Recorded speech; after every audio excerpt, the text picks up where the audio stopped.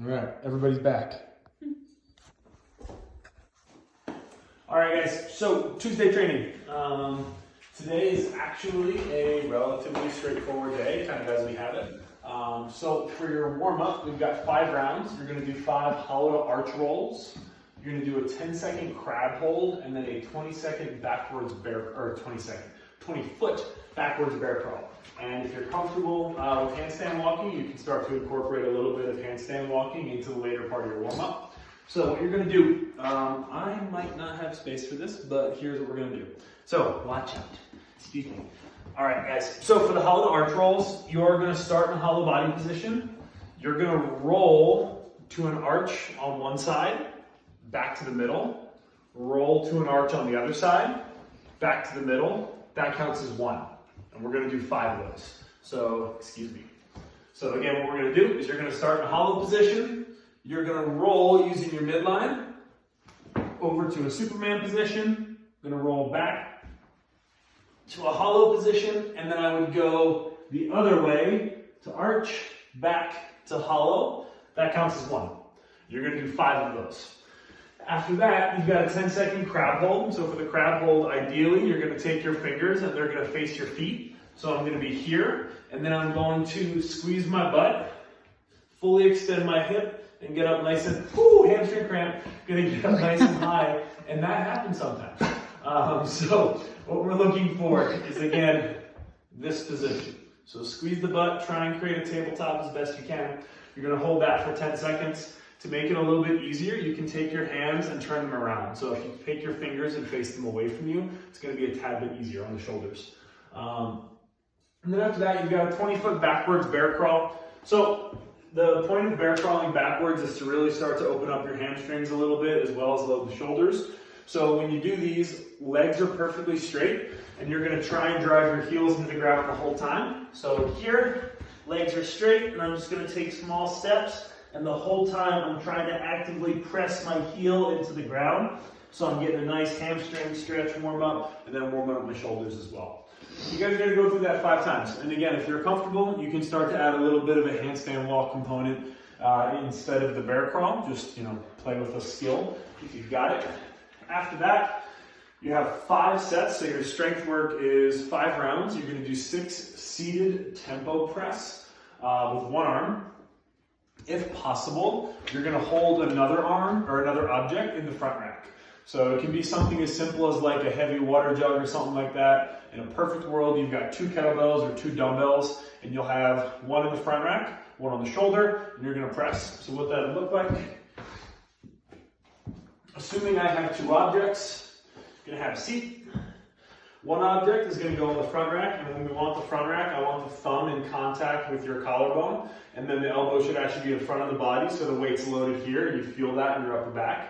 And then the presses are going to be at tempo, so it's going to be a 3-second descent, followed by a 2-second hold overhead. So again, 1 object, front rack, thumb on the collarbone, and then from here, this arm's going to start all the way in front. I'm going to press explosively overhead, hold for 1 1,000, 2 1,000, and then 1 1,000, 2 1,000, 3 1,000, all the way back to elbow in front. Press 1, 2, 1, 2, 3. And you're going to go through 6 presses on each arm while the other arm holds an object in the front rack. If you don't have anything that you can hold in the front rack, that's fine. You don't have to worry about it. It's just a little bit of an added, kind of postural strengthening bonus to the single arm press. You're going to do 5 sets of that. So 6 on one arm, 6 on the other arm, holding objects in the front rack. When you're done with that, your conditioning today is a long AMRAP. So 20 minutes. You're going to do 50 double unders, 50 mountain climbers, or 100 single unders. So you're going to do one of those 3 things. 50 dubs, 50 mountain climbers, 100 singles. If you're going to be jump roping, again, most important thing to try and think about is your hand placement. So assuming you can jump like this, so assuming you can bound and you can just bend the knees a little bit and stay on your toes and you can jump consistently, right here, it all comes down to hand placement. So where my hands are during my jump when I'm trying to jump rope. And what that should be is, again, my hand should clear the front of my hip right here, and my elbows should be tucked inside. So this is the hand positioning that I'm looking for when I'm jump roping. And that's true whether you're doing a double under or whether you're doing a single under. A couple other pointers on jump roping. So I'm not going to take this off because frankly I don't, how did this get this way? So I was going to show you guys how to hold the jump rope handle. Assuming this can come off. There we go. All right, so it may seem really simple, but a lot of people don't know how to hold the jump rope handle correctly. So what you want to do is your pinky should be towards the bottom of the handle, so that I've got all 4 fingers kind of around the bottom of the handle here. And then this thumb is going to come kind of over and across towards the top of the handle.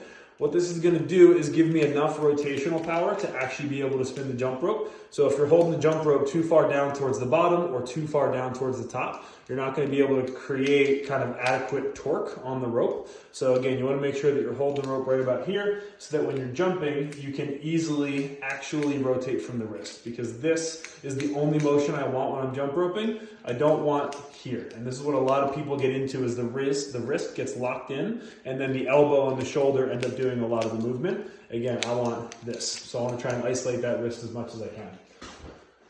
Now, for your next movement in the workout, so again, you've got your double unders, your single unders, or your mountain climbers. After that, you've got 10 handstand push-ups or 10 to 20 push-ups. Quick little test of whether or not your handstand push-up positioning is good. So come on over. What we're going to do is you should be able to do some adequate, solid push-ups in the same position that you do a handstand push-up from. So in a perfect world, put down your ab mat or your pillow or whatever you've got to protect your head. The position that you would do a push-up in, which should be hands slightly outside the shoulders and then elbows tucked in. So this position, I can do some beautiful push-ups in. It should also be the position that I'm in for my tripod. So my hands shouldn't have to move from one to the other. That's just another way to try and ensure that you're actually in this tripod position when you're in the bottom of your handstand push-up. They are kipping today, so they're kipping handstand push-ups. As a warm-up, what I would recommend that you guys do is start with a really high surface. So take like, a pillow and a sweatshirt, or take like a book and a pillow, stack that up a little bit so that everybody can at least work a little bit on the skill of kipping. So quick little kind of rundown for your handstand push-up.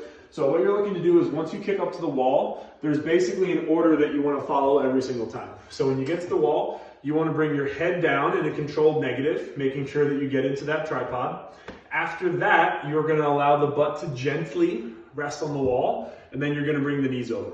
So what you want to try and do is in the bottom, you don't want to lose these midline positions. So if you can come around to the side here. So again, my legs aren't straight because ceiling, but when I come, oh, there you go, straight, I'm walking on the ceiling. So what we're doing is, again, first thing I'm going to do is bring my head down to the mat, create my tripod. From there, butt rests gently on the wall, and then I'm going to bring my knees over and in front of my body. And if you notice, my midline position hasn't changed. The last thing I want to do is bring my knees over and kind of turn into this little rounded out turtle in the bottom of the handstand push-up. So make sure that when you're in the bottom of the handstand push-up, chest is proud, shoulders are back, and the midline set as if I was doing an overhead press. Don't allow any tucking of the hip when you get down to the bottom. And then you're going to explosively just drive with the legs up. And again, if you pick a deficit that is easy enough for you, hopefully everybody will be able to practice that a little bit. After your handstand push-ups, you have access to a pull-up bar. Lucky you, you're going to do 10 toes to bar or 10 kipping knee raises. If you don't have access to a pull-up bar, you're going to do V-ups. And for the V-up, you're going to do that or a dead bug. Again, whenever you do a V-up or a dead bug, we're in an active position in the bottom every time. So we're in a hollow position. You're not laying down and relaxing on the ground in between reps. So what that'll look like, either way, I start here. And then the goal of the V-up is to make sure that my legs and my upper body do equal amounts of movement. So when I do a V-up, I should be here. And if I'm doing a dead bug, here. We don't want to get into V-ups. This is an L-up. And I also obviously don't want to do a sit-up like this. And then same thing if I'm doing the dead bugs. I don't want to dead bug and leave my shoulders on the ground the whole time. I want to make sure that I'm actually starting to create that V and I'm really flexing kind of through my hip no matter which movement I do. After that, you've got wall walks. how this workout's gonna work, zoom in. So for the wall walk, that is the only thing that's gonna increase or change the entire workout. So you've got, again, your set number of reps on the jump rope or on the mountain climber, set number of handstand push-ups or push-ups, set number of toes to bar V-ups, and then your wall walks go up 1 every single round. And for the wall walk, ideally the finishing position for that is gonna be your nose actually touching